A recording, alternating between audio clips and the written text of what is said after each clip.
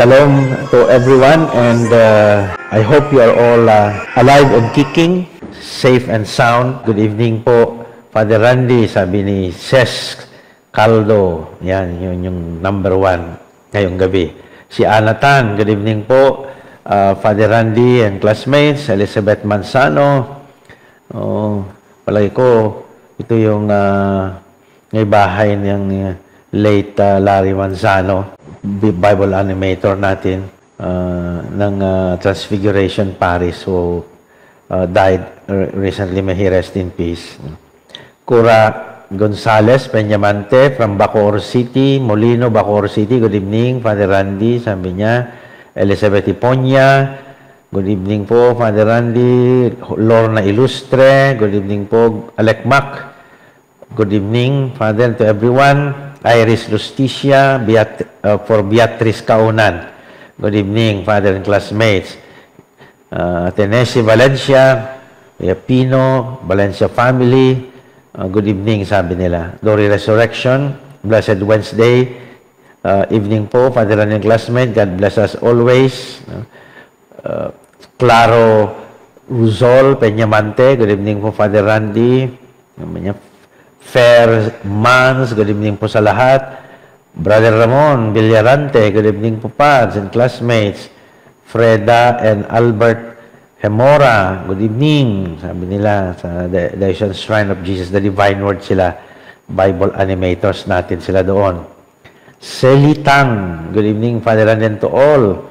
Gloria Kalusa Ambay, mabati ng good evening. Bing Yenko Kasilag, magandang gabi po and happy Valentine's Day in advance. Oo nga pala, no? Pero bukas ay Lourdes mo na, Our Lady of Lourdes. Brother June Buena, good evening po. Father Randy, Maria Aurelia Montante Milyare. Lucy Rodrigo, good evening po, Father, from Cabuyao, Laguna. Art Santos Pimentel, magandang gabi po sa lahat. Father Randy, isang aking online classmates watching and listening from San Fernando, Pampanga.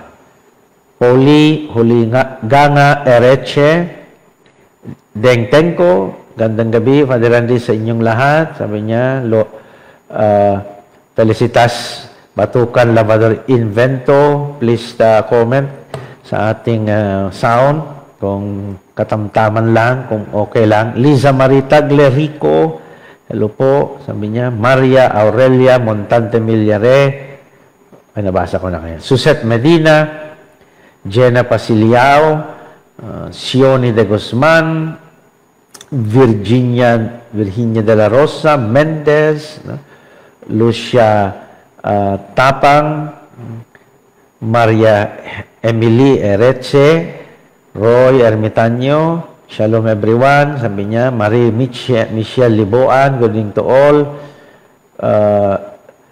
Si Manang Emi, Ermelinda Crisostomo, Germany ito. Olszewski, so enjoy yung snow doon, nag-i-snow. Sonia Belisario, Eric Magbuo Dalangin, Josephine Mu from Hong Kong. Good evening from Hong Kong. Christina Go, Yana Fernandez, Evelyn Bandairel Mones, good evening po, Father Randy, sabi niya.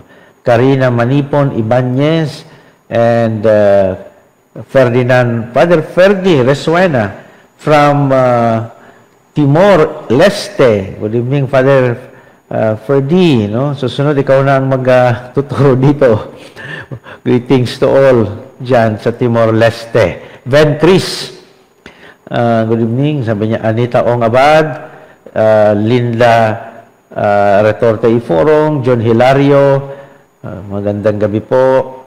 Audio and video okay po, sabi ni Rex Roy Ermitanyo. Salamat. Salamat. Yan, gumagalaw nga. Dati Pamintuan, sorry, ngayon lang nakabalik kasi di magandang signal namin dito, sabi ni Father Ferdi Resuena sa Timor-Leste. Solania Garcia Ong, magandang gabi, Father Randy, sa lahat ng onliners. Audio is okay. Brother Art Bautista, ganda ng music. What is the title? ano ba yung title nun? Come Holy Spirit yun. Is a Jesuit composer. Matagal na to, panahon pa ng kami mga seminarista. Pero mukhang okay naman sa Facebook. Hindi siya masyadong binablock kasi siyempre may mga copyright ang mga music ngayon eh. Anita Ongabad, Rebecca Hara and Dolly Medina, Ito Banzon, Sok Galvan Osorio, Rose Marie, good evening everyone, from Las Piñas, audio okay, sabi niya, Terry Matthew Enriquez, Joy, Josephine Norelia Bautista, San Jose ito, Occidental Mindoro, Julia Amandoron, Masongsong, Dolly Medina, Silang Cavite, Happy Fiesta, Felix Sumagid Cado, Sue Seth Nelias, Roma, Roma, hello everyone, sabi niya. Ayin Cariaga Bueno, Ayin, and Florely Salazar, mga CTS dati students ito. Good evening, Father, to all my classmates from San Jose Manggagawa, Paris, Jemay, Cavite, sabi ni Virginia de la Rosa Mendez, Sonia Belisario, clear audio and video, Marie Michelle Libon, Shalom, sabi niya, Teresita Kalawagan Palma, si Tess, magandang gabi, Tess, Yvette Lakap, Sister Ning Liarenas ng ECBA, Chari John Buena, of course, ating Bible, lay Bible directors, coordinators natin sa Diocese of Cubao, Ven Cris, Lucia Tapang, Brother Carlo Lara ng Diocese of Novaliches, Jennifer Villarreal Ortiz, OFW from Hong Kong, magandang gabi po dyan. At okay, so yan, Piccola Via from Cebu City. Piccola Via. Oh, ganda lang. I think this is a kung ito. Piccola is small way. St. Therese, small way. Piccola Via. Rebecca Alagaran, Marimer Amores, gandang gabi po. Carmen Cao, Flora Go, Abeth Manzano, spouse po of Brother Larry Manzano. Yes, may she rest in peace, no? And condolences. No? Kasama natin dito sa Bible study kasi nga ano siya, Bible animator ng diocese din natin. No? He passed away recently. No? He was able pa sa when I was reviewing kanina yung mga bagbati natin, binabati ko pa siya sa mga past ano natin ating online Bible class. Si Ellen Loretta Bonson Virina, good evening po, Father Randy, sabi niya. Si Art Pimentel, Pampanga, Amy Watson, okay, Chito Soriano, may the Holy Spirit give us all empowered, thank you.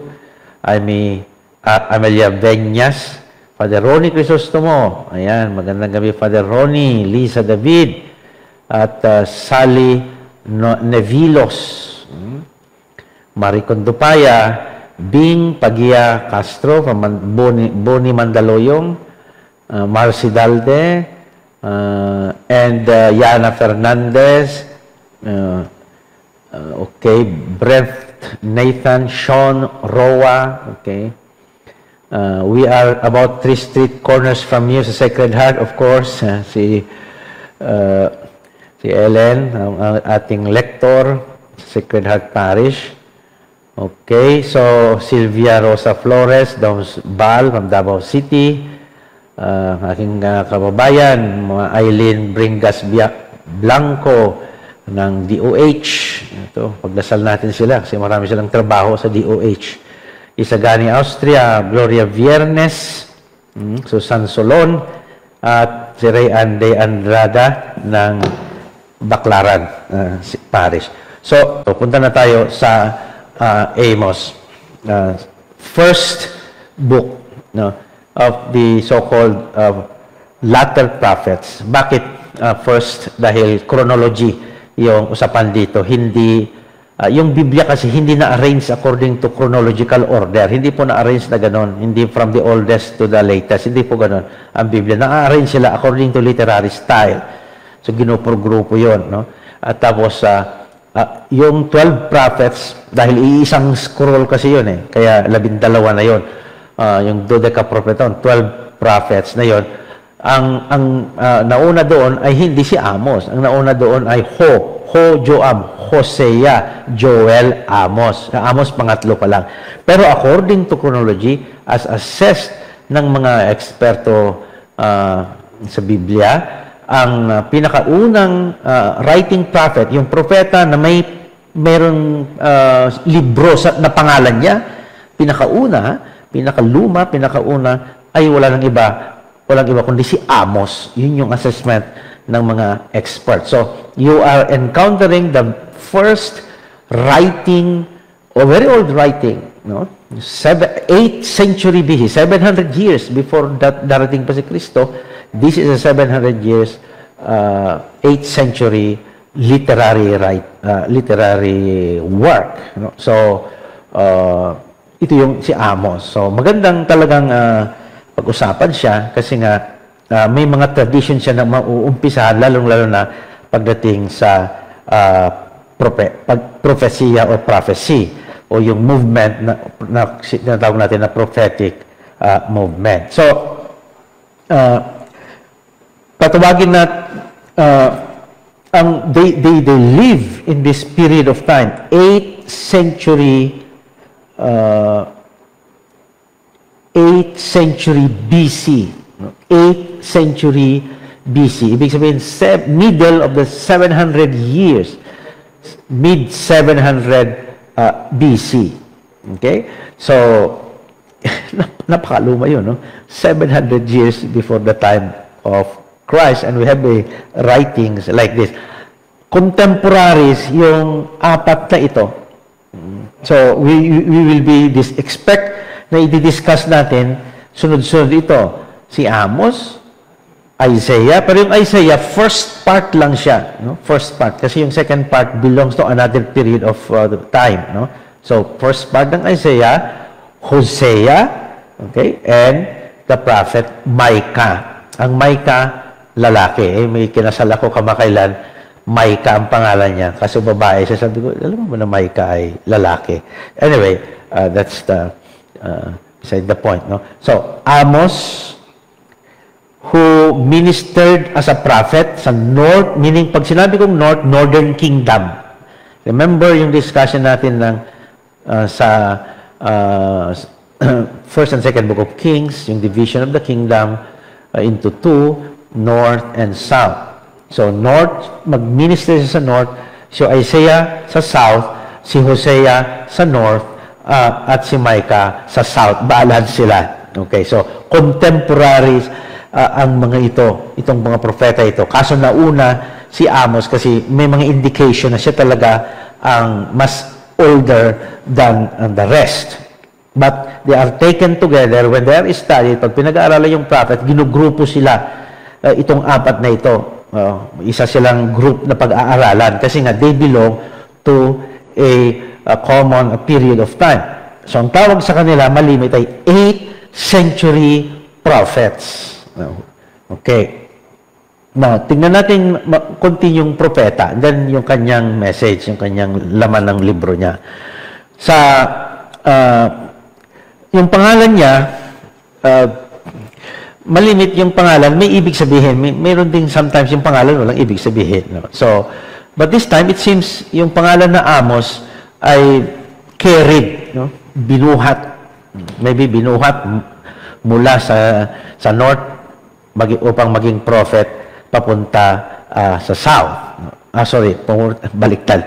Binuhat mula sa south papuntang north. So, carried by the Lord. Pwede rin. The Lord carried him. So, pwedeng as a prophet, you can have that name na may ibig sabihin na ang Diyos ang bubuhat sa kanya. Na para bang yung the footprints in the sand, kung maalala niyo yung poetry na yun, di ba? Parang I carried you. No? Iisa na lang yung pair ng footprints.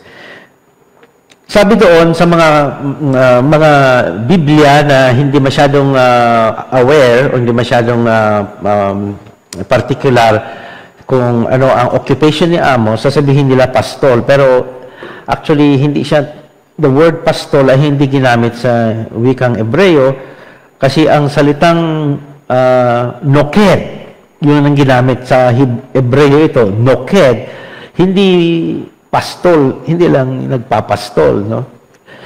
Noked means talagang may-ari ng mga maraming pastulan, kung saan at mga tupa, talagang libo-libo 'yan, no? So he's a rich man, no? Mayaman. Pwede mong sabihin sa wika natin ngayon, yung Tagalog na galing Espanyol, ranchero. Pag sinabi kasing ranchero, talagang marami kang rancho, marami kang mga hayop, no? Yan, mayaman. Or dahil nabanggit doon is a dresser of sycamore trees. Sabi doon, ano ibig sabihin ng dresser of sycamore trees? So you associate that with being owner of tracts of land, of farm, pwede mong sabihin, natin sabihin ngayon, parang hasyendero. No? Maraming hasyenda, maraming mga lupain. So, this is not a rural guy na galing sa katulad namin, na galing sa bulubundukin ng Abra, tapos but this guy is really a rich person, being called to be a prophet. Saan siya nanggaling? Tekoa, which is in the south. South ang Tekoa, no? Maalaala nyo noong humihingi ng payo si Joab, no, para kay Haring David, para payuan si Haring David sa pagbabalik ni Absalom, yung kwento natin doon sa libro ng mga hari, sa second book of Samuel chapter 14, nag-consult sila sa isang wise woman na nanggaling sa Tekoa. So Tekoa is a special place, no? So, hindi lang siya para sigurong barangay, so a village. It's not really a small village, but even known for having produced wise people or people who are respected, no? Like the wise woman from Tekoa. So, he comes from this place, Tekoa. So, this place is strategically located, ang ganda yung and fortified, as excavated by archaeologists later on, no? Walled village. Pag sinabing walled, ay ibig sabihin talaga yan, matindi ang, may pera. Kasi wall mo yung and well fortified against wild beasts, against enemies, no? Kailangan ang isang city para matawag na city ay dapat walled. Pwede mo nang sabihin, excuse me sa mga taga-Ayala Alabang na sumasama sa ating Bible study, pwede mong sabihin, that's the Ayala Alabang of antiquity. Yeah. Then, this is strategically, this is the north, okay, and the south. So Tekoa belongs to the kingdom of Judah, which is the south. Amos will be called to be a prophet there to the northern kingdom. Okay? So that's we have the location here near the Dead Sea. Ang Tekoa is strategically located just after Jerusalem, few miles lang to Jerusalem, and then Tekoa on the way to Samaria, and Samaria now into the heart of the kingdom. Samaria is the capital of the kingdom of Israel. So the capital of the kingdom of Israel is Samaria. So which is malapit na dito. Okay. Now, sa pagtawag sa kanya bilang propeta. You remember, sinabi ko noon, yung prophet sa Hebrew ay nabi. Okay? Nabi na malamang ang ibig sabihin ay called. Okay? So binuhat na nga, carried, called pa siya. He is a nabi. So meron siyang story about his calling. So, ganun yung mga stories ng mga prophet. May mga narrative sila, report about how they are called by God in different ways, different style, no? And but not all, sabi ko, not all. May mga prophets din na talagang lumitaw na lang sila na ganon. Pero here you have his story of a call, which you find in chapter 1, and then later on towards the end, sasabihin niya yung report, no? And according to the narrative, ang hari ay si Jeroboam. You remember Jeroboam, no? He was the king of Israel. This is, again, 8th century BC. No? He was the king of Israel. And yung hari naman sa kabila, which is in the south, ay si Uzziah. Okay? Pero at this period in time, yung kingdom of Judah ay maliit at poor, no?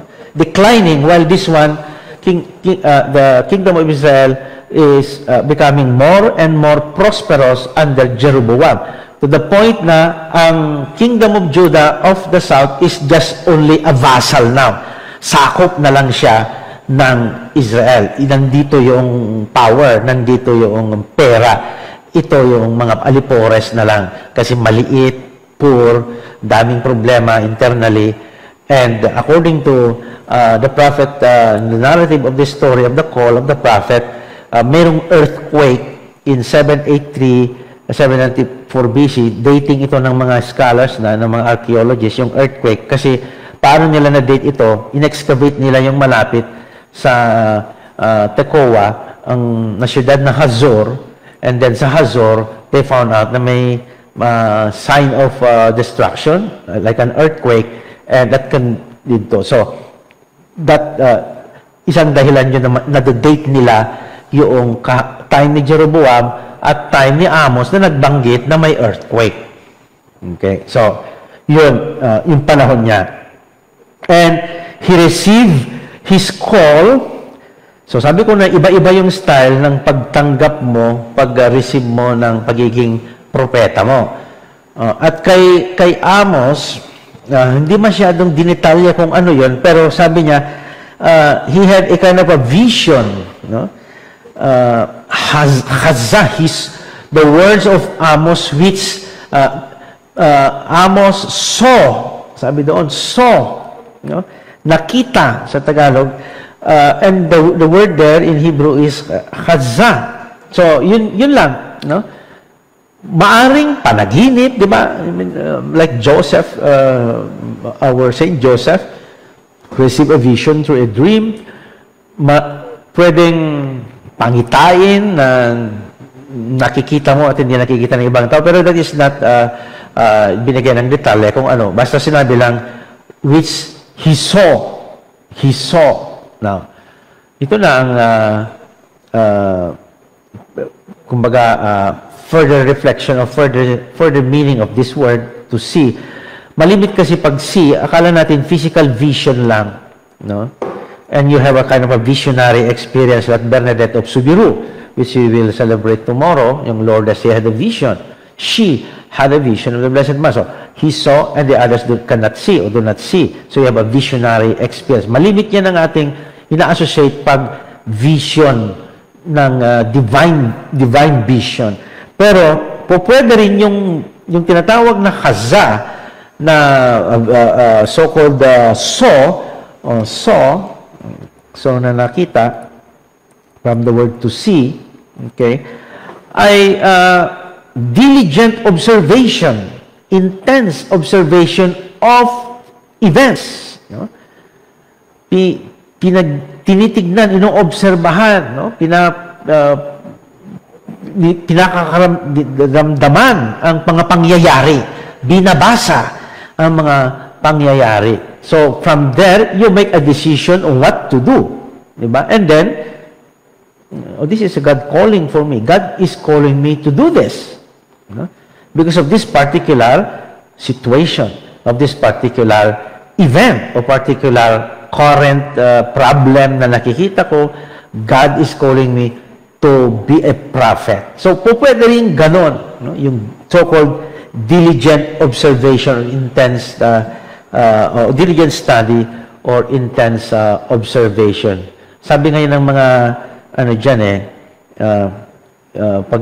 pag ikaw ay gumagawa ng parang so-called action based sa mga pangyayari, kailangan mo munang obserbahan, see, and then you judge.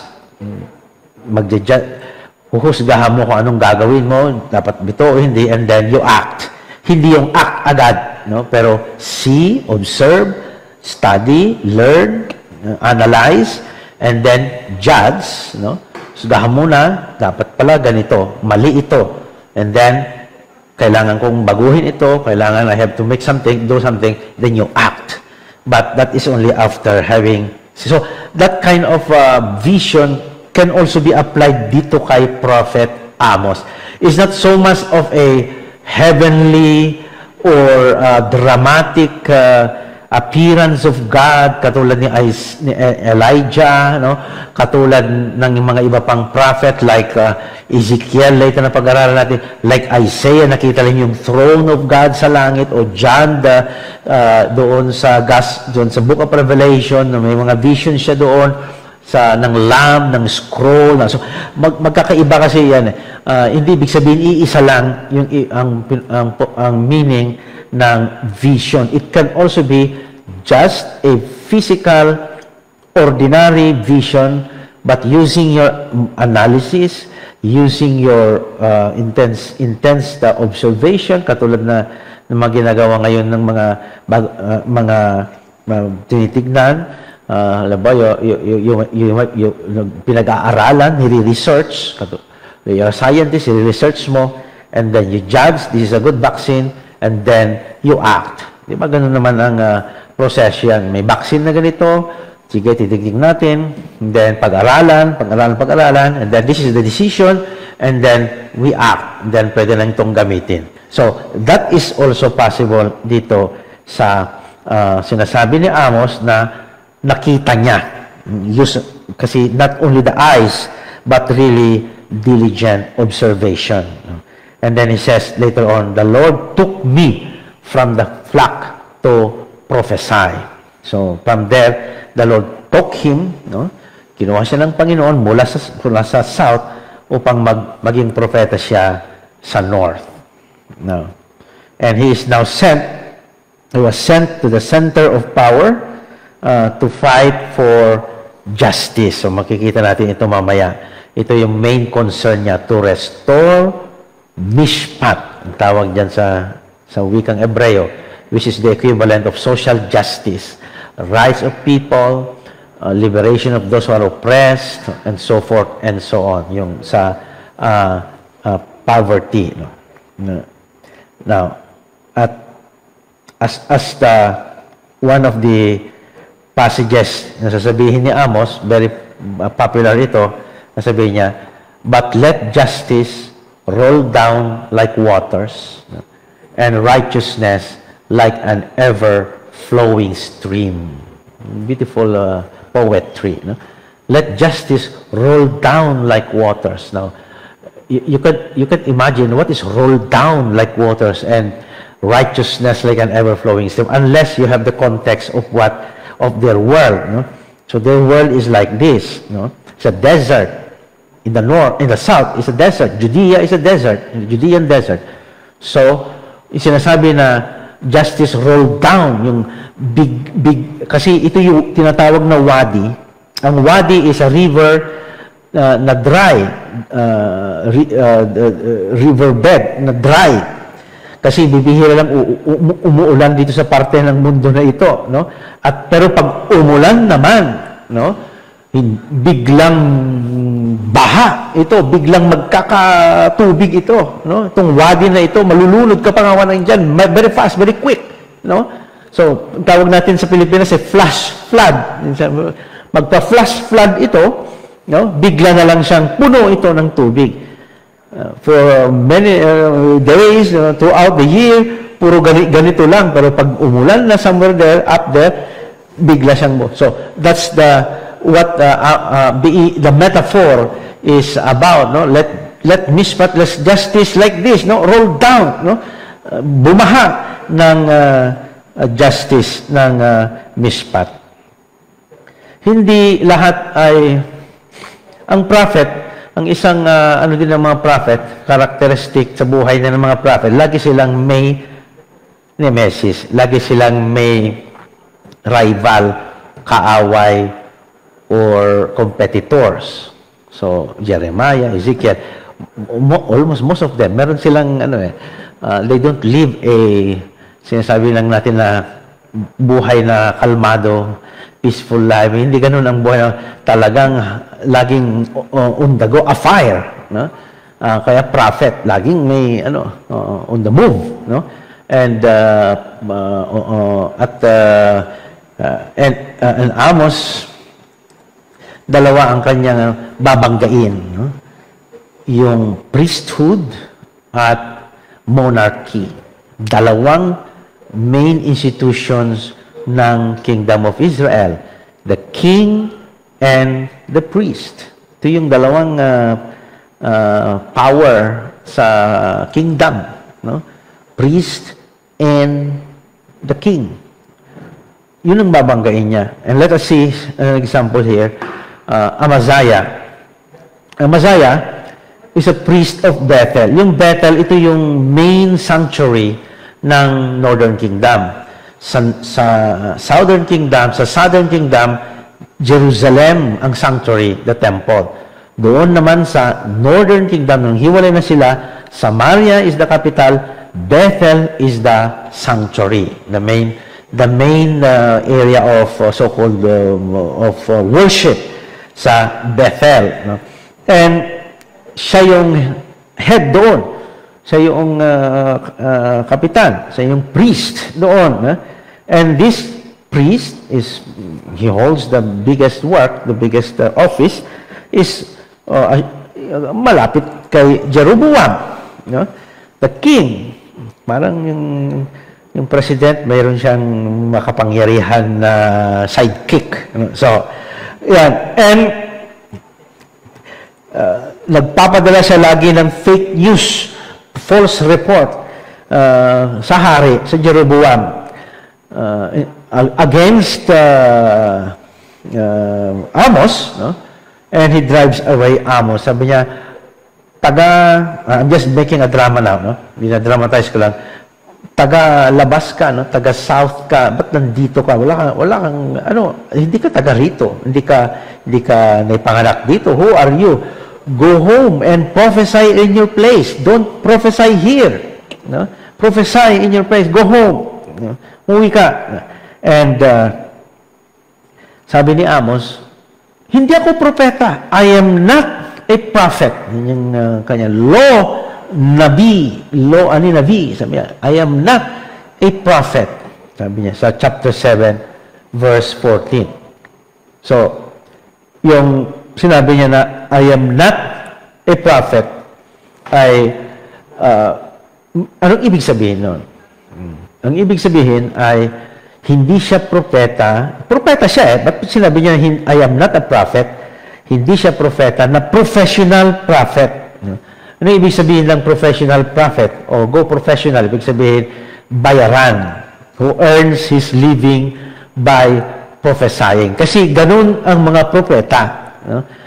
Merong stipend, no? May honorarium. No? Malaki yun, mga honorarium nila. Propeta main job, is a career. No?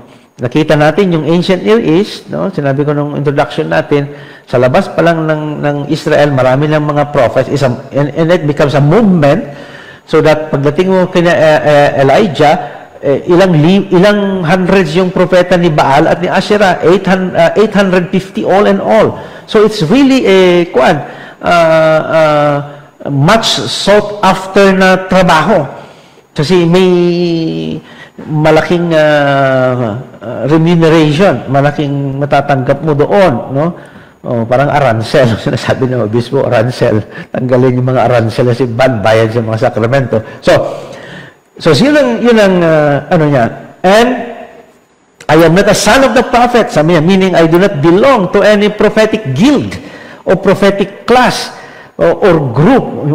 Hindi ako kasama dyan sa mga bayarang mga propeta o mga circle nila o mga grupo nila na binabayaran. Sabi, I am not. So that's the first makikita na natin yung paano niya dinefend yung sarili niya na hindi siya propeta. I am not a prophet. Ibig sabihin, I am not a professional prophet. I am not like you na under ng patronage ng hari na binabayaran. No?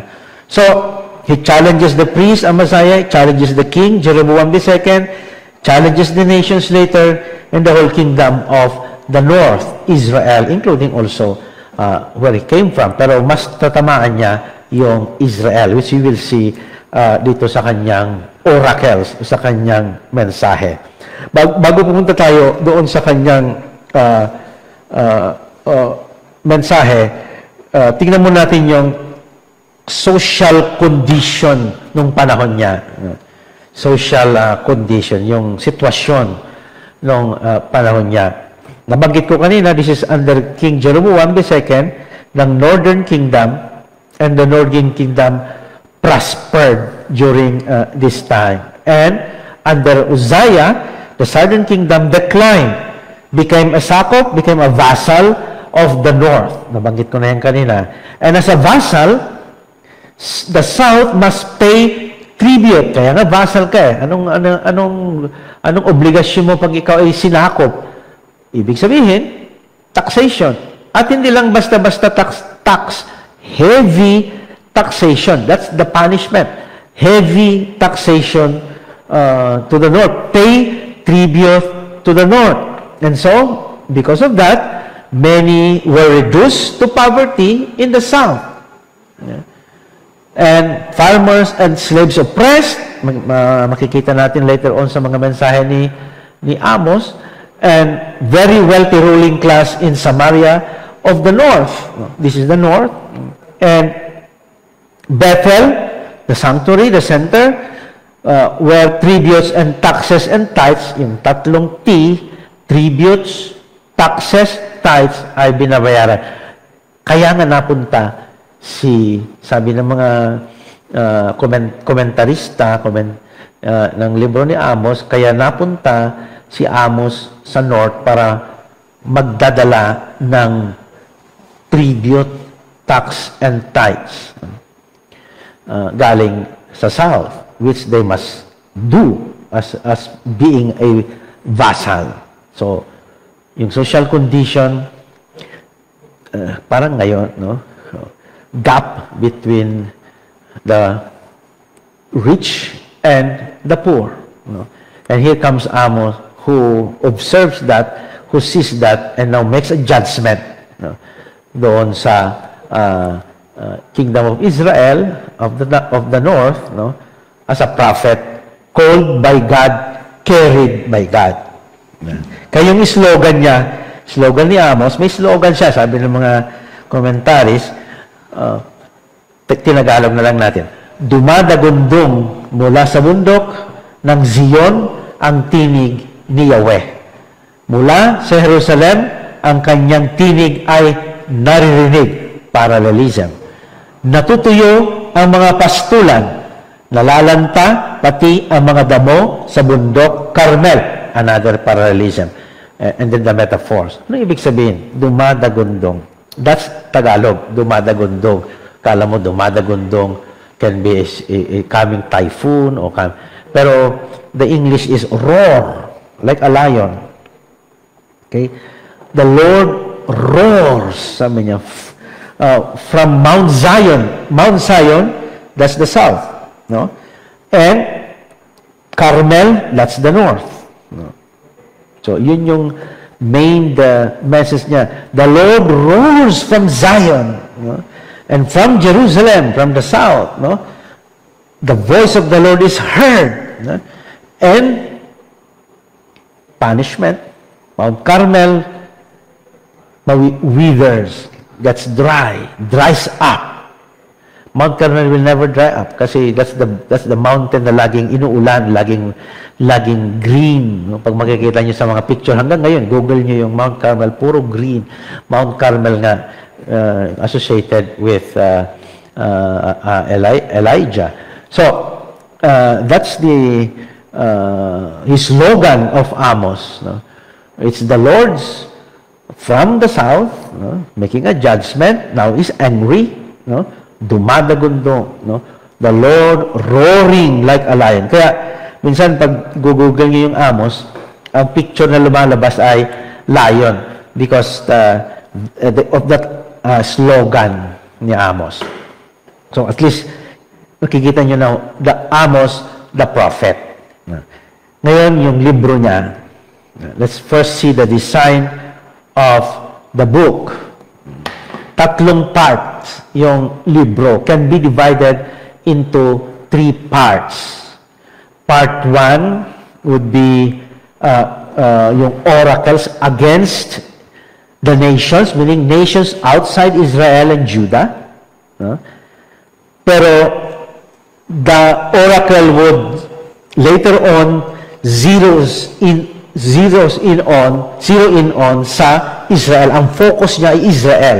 Inunan niya muna yung mga ibang nations outside and then oracle laban sa Israel. Yung social condition, alalahin niyo yung social condition na sinabi ko kanina, bakit Israel ang tinatarget? Kingdom of Israel, I mean.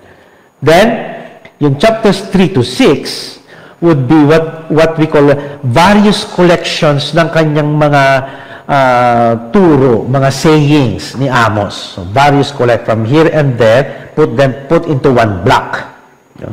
And part 3, you have a vision reports. So, kanina, vision lang doon sa call niya, pero this time may vision din siya about forthcoming natural disasters. So, chapter 7 to 9. So, maikli lang yung libro ni Amos. Only 9 chapters. Kaya nga, minor prophet pero major ang kanyang message. So tingnan natin, visit natin, dalaw lang natin ng konti itong mga different parts. So, yung first part, yung oracles against nations from plus Israel. Ang tawag dyan, pag oracle, remember the oracle, a prophetic oracle is a message from God coming from an inquiry, no? And then God delivers the message, not directly, but through a prophet, and then the prophet pronounces the oracles. So, yan yung tinatawag na orakulo sana sa Tagalog, pero I don't know sa Tagalog talaga, pero pag sa mga translation sa Tagalog, sinasabi lang doon, sabi ng Panginoon, salita ng Panginoon, pero hindi talaga salita na ordinary salita, hindi sinasabi ng ordinary na kasabihan. The technical term there is an oracle, which is a message coming from God, a fruit, consequence of an inquiry, and then the answer by God is transmitted through the prophet pronounces the words, and the words now becomes oracles. Pero yung oracle na yan, ang laman niya ay judgment speech. No? Pag ang propeta pronounces a judgment speech, sabi ng mga scholar ng Biblia, parang nasa korte siya. No? Sabi doon, parang hinahabla niya yung Israel sa harap ng Diyos na huwes, na judge. Kaya ang tinawag nila yan na covenant lawsuit. Dahil nga yung Israel is under a covenant. No? So, nag-violate siya ng covenant. Here comes the accuser, the prosecutor, brings the case before God and accuses yung Israel of this and that and these crimes, those and these crimes, and sometimes may defense, minsan wala. So, ang tawag dyan ay technically rib, sabi nila, which is a Hebrew word, no? Rib, contention or prophetic rib. No? Ibig sabihin, ito yung technical term, yung prophet na accusing Israel under the covenant, no? Violation of the covenant, and as if he is before the court of God, no? At sasabihin yung mga crime niya na ginawa niya, and then the judgment or the sentence coming from God through the prophet. Tawag dyan ay rib, prophetic rib or covenant law. So, yung literary style na ginagawa nito ni Amos sa Israel, yung oracle against nations and Israel later, ay matatawag natin na prophetic rib. Hindi rib na, ano bang rib na Tagalog nito? Yung tadyang. Yan, hindi ganon. Rib is a technical term in Hebrew. Okay? Tignan natin yung style ni Amos. Meron siyang rhetorical strategy, yung kanyang prophetic speech, judgment speech. Uunahin niya muna yung labas ng Israel, yung neighbors nila. This is Damascus, Gaza, Tyre. I-accuse niya muna ito, neighbors. And then, yung mga masatawag natin na related to Israel by blood, like Edom, Ammon, Moab. Other nations then, you remember Edom is associated with Esau, yung kapatid ni Jacob. So, Ammon also, so cousin sabihin na natin, mga pinsan, quotation mark. No? So, yun yung susunod niyang babanatan. Edom, Ammon, Moab na nations. Then, palapit siya ng palapit. Yung kanya namang city, yung kanyang kingdom, Judah, which is the brother of Israel. No? And, finally, target na, bullseye. Yan, bullseye na siya, Israel. So, talagang puntirin niya talaga is Israel. No? Rhetorical strategy, yung ginagawa niya na ina-accuse niya muna yung mga ibang nations, palapit ng palapit, Israel, maganda ka, ikaw na. Oh, bullseye. Yun yung rhetorical strategy ng propeta.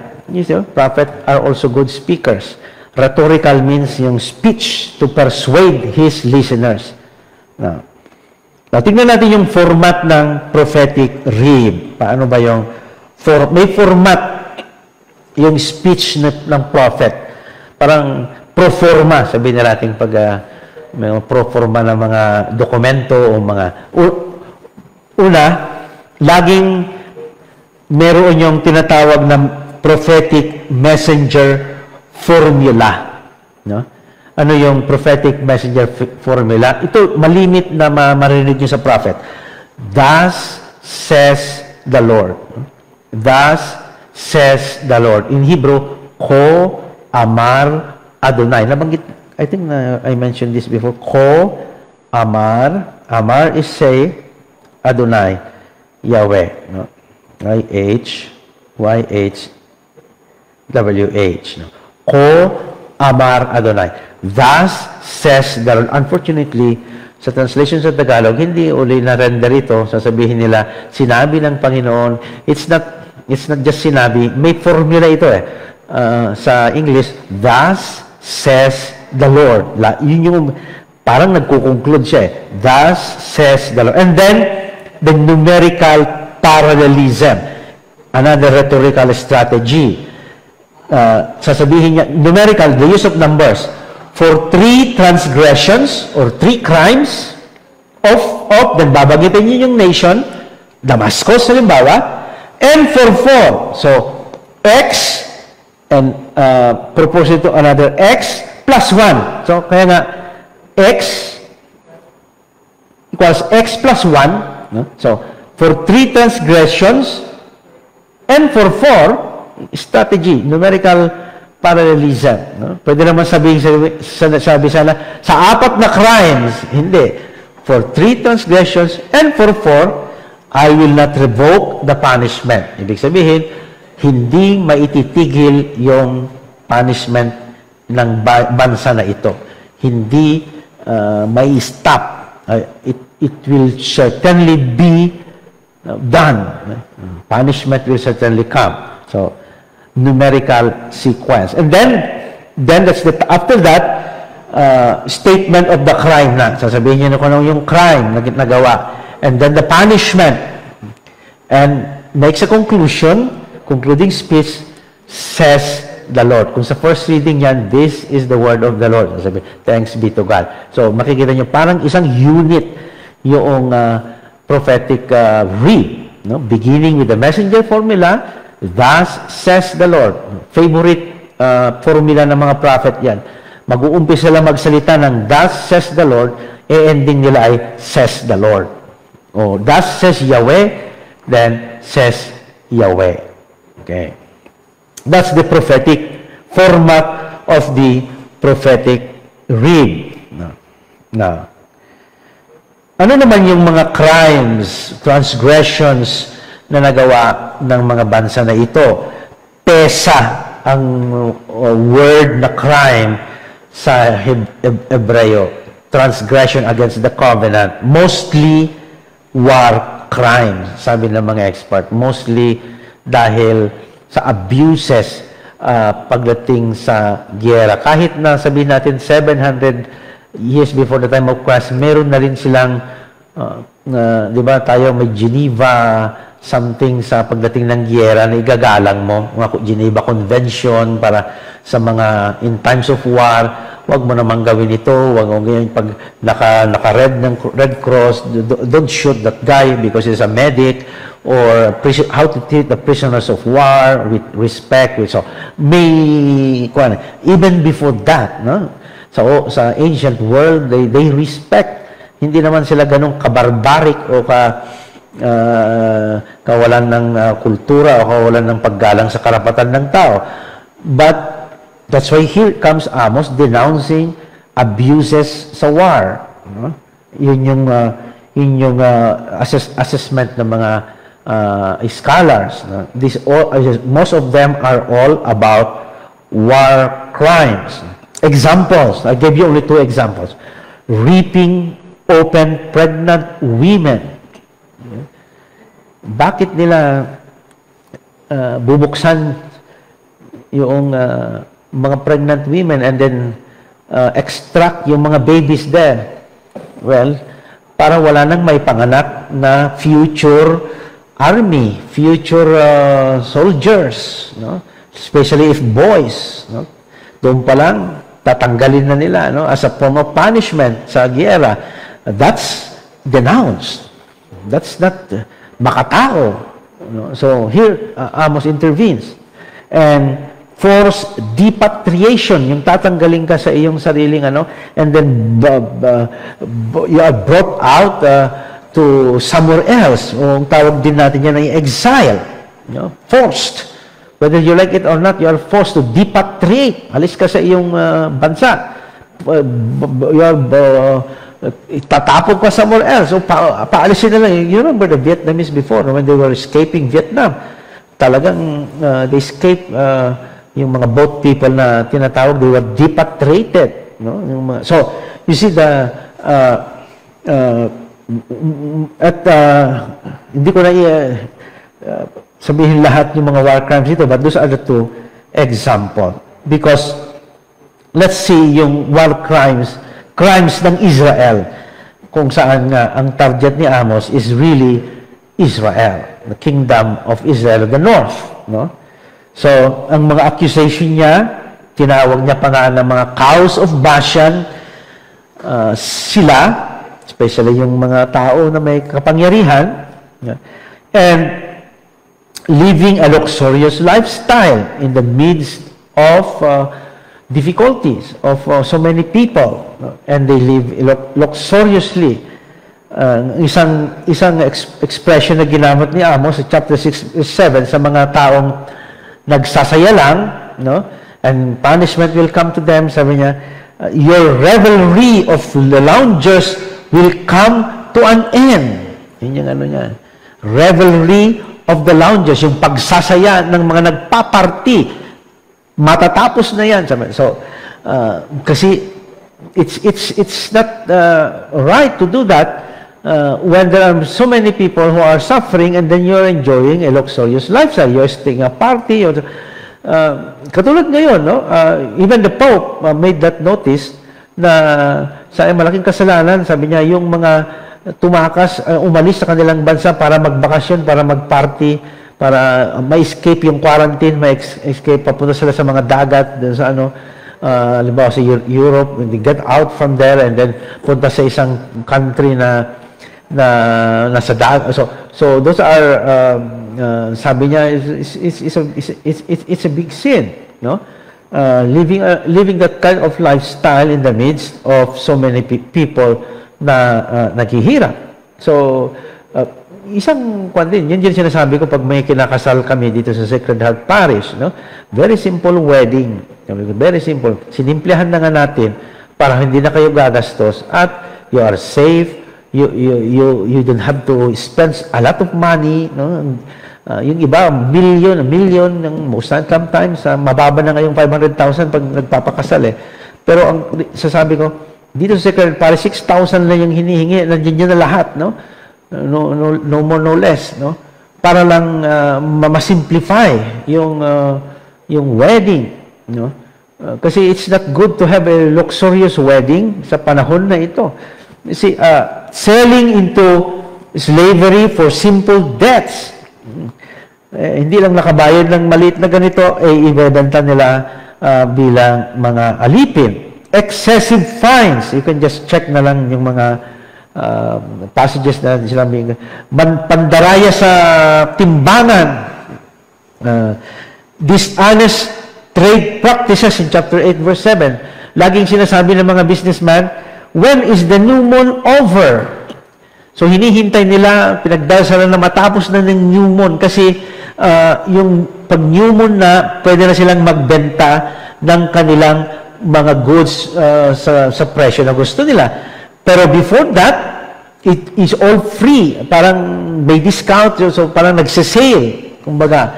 So sabi ni Amos, ba't nyo sinasabi na when is the new moon over? Para makagawa na sila ng gusto nilang gawin and even selling their goods into exorbitant prices and corrupting the legal process, especially in the against the rights of the widows and the orphans. So here you can have these passages there. I'm just summarizing them for lack of time. Pero magandang basahin talaga. Pag nagtuturo ako sa mga in the context of the academic classroom, ay isa-isa namin ito na dinidevelop so that they get properly the context.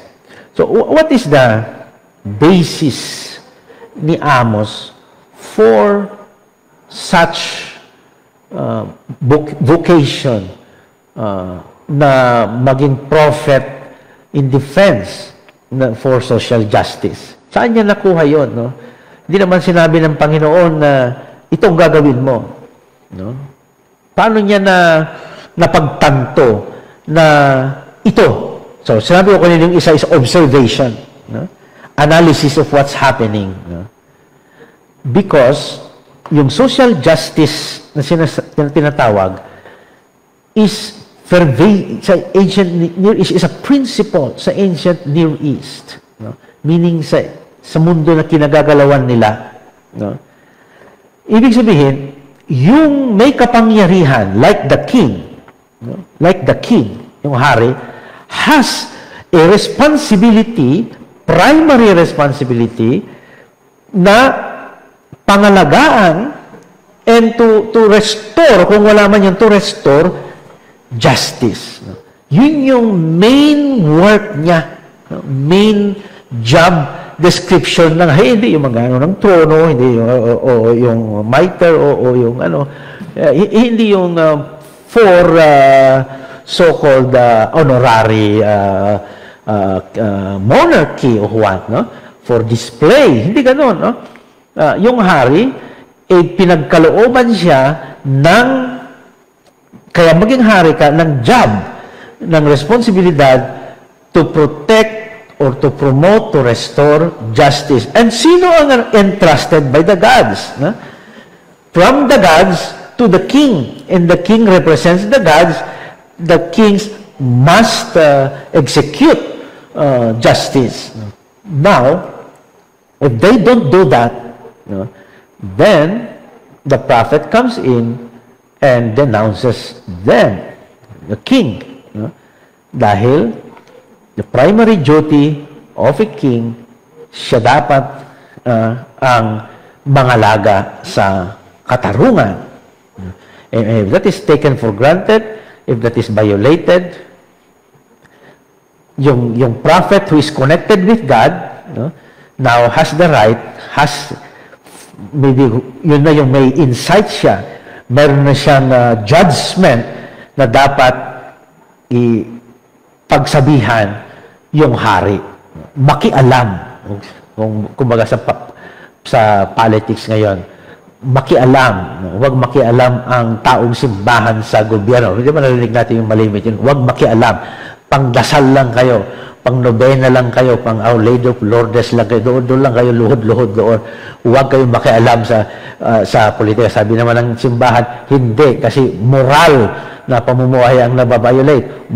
This is a moral question. And since it is a moral question, everyone, therefore, has the right to say something because this is a moral principle that is at stake. So parang analogy, ganun yun. No? What is at stake is the violation of justice. Thus, the king, dapat pagsabihan siya dahil that is his primary job. And who has the authority to tell them and to be a critic and to tell the king, to correct the king? The prophet who represents is spokesman ng Diyos. Now, last item here would be the visions of Amos, the last chapters 7 to 9. Dahil nga dun sa message niya, these and these natural disasters will come about. Sabi niya, in the form of punishment, natural disaster. So may nakita siyang parating na locust, fire, plumb line. Yung plumb line measurement, no? Parang mine-measure na yung Israel. Ibig sabihin, pag mine-measure ka na, nung mga bata kami, bawal i-measure yung katawan namin dahil sabi na yan, pag mine-measure mo, kabaong mo na. Sabi ng mga bata. Kaya bawal yung may ruler ka, may measure mo kung dahil kamatayan na daw yun. So, mine-measure yung Israel. And then, nakita niya yung summer fruit. And kasi nga, bakit summer fruit? Not because of the summer, but the fruit. Because nagpe-play on words yung fruit. Yung fruit kasi sa Hebrew ay kayits, no? Pero kayong Israel, darating na ang iyong katapusan. At ang Hebrew ng end ay ketz. So, nagpe-play on words yung dalawa, no? Kayits, fruit, and katapusan, ketz. So, kita niyo yung association ng words. No? And, nakita niya din si Yahweh by the altar who told him to smash the pillars, meaning tapusin na lahat ang mga ito. So, visions ni Amos, chapter 7 to 9. Now, concluding remarks, thanks be to God, aabot na tayo sa concluding remarks. Number 1 would be, Amos begins the prophetic tradition of prophecy, okay, as the promotion of social justice. So, from now on, one meaning of to be a prophet is this one, no? The responsibility to promote justice, and if justice is at stake, meaning violated, the prophet becomes a critic, no? Na nagsasabi na mali in order to fight for what is just. Ang justice sa Hebrew ay mishpat. So, sasabihin na later on, di ba, propeta ito, like, sasabihin, Martin Luther King Jr., no, who fought for the rights of the blacks in the United States. Tinatawag siyang prophet, modern-day prophet. Ninoy Aquino, modern-day prophet. He fought for freedom during the time of martial law. So, a dictatorship. So, ma-associate na ngayon yung pagiging who else?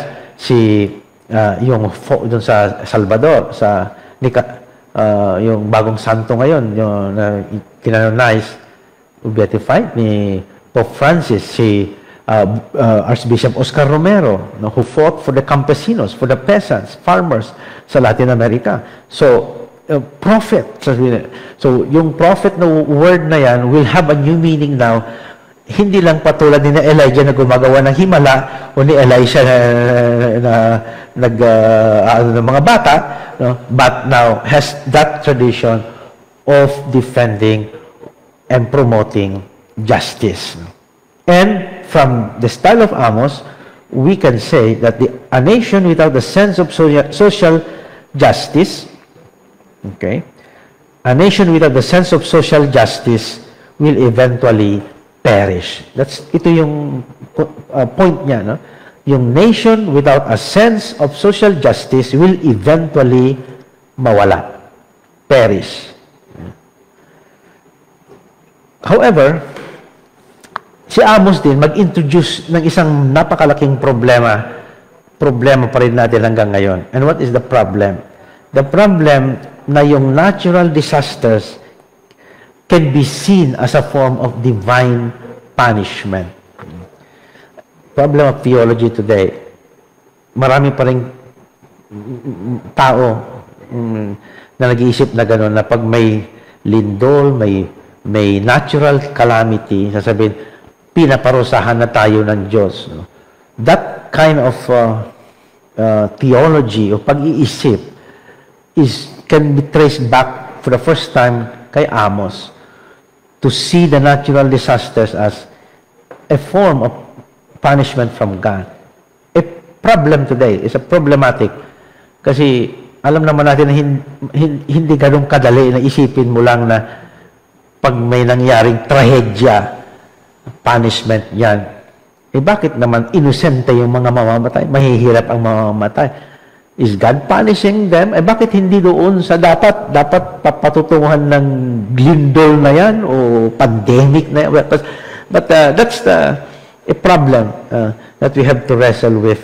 And maybe those who have gone ahead of us, like Brother Larry Manzano, a Bible coordinator ito sa Diocese ng Cubao, would now have the answers. So thank you very much, brothers and sisters.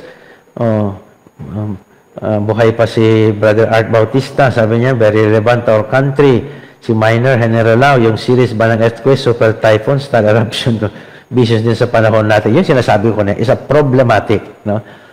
Minor, is a big problem created by Amos. To see those things, a divine form of punishment, is, we have to think 3, 4 times if you ever to say. Kung sasabihin natin na gano'n, kailangan mag-iingat tayo.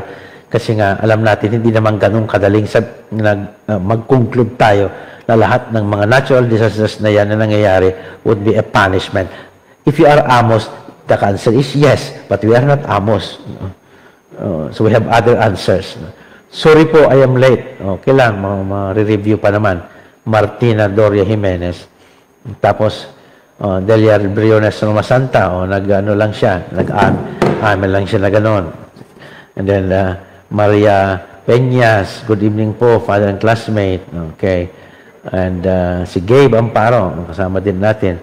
Ang sipag talaga ni Sunelias. Bakit siya masipag? Sabi ni Atelina Sereno. Ayan. At Baby Belocora, kasama din natin. At mga iba pang na late, no? Okay. So, Yana Fernandez, thanks po. Ang ganda ng presentation. Ang daling intindihin, sabi ni Yana Fernandez. Welcome.